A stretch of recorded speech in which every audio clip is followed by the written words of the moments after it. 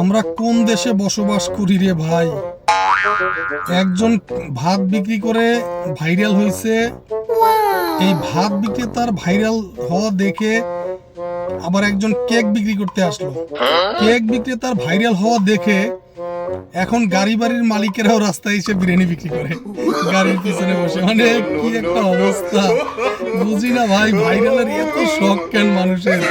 কি একটা শখ পাইছে আল্লাহ আমার, এগুলো দেখলে যে হাসি পায়। ভাই ভাই কি অবস্থা রে ভাই, দামি কোটি টাকার গাড়ি নিয়ে তারপরে সে তারা ভাত বিক্রি করতেছে, বিরিয়ানি বিক্রি করতেছে, কাচ্চি বিরিয়ানি 150 টাকা প্লেট। কই যাই ভাই, বাংলাদেশে আসলে কেউ যদি একটু ভাইরাল হয় তার কিভাবে তার পিছনে লাগবে, তাকে অনুসরণ করবে। আর একজন তো ভাত বিক্রেতার কাছে আসছে ফুল নিয়ে, তাকে কি প্রপোজ করবে নাকি আল্লাহ জানে।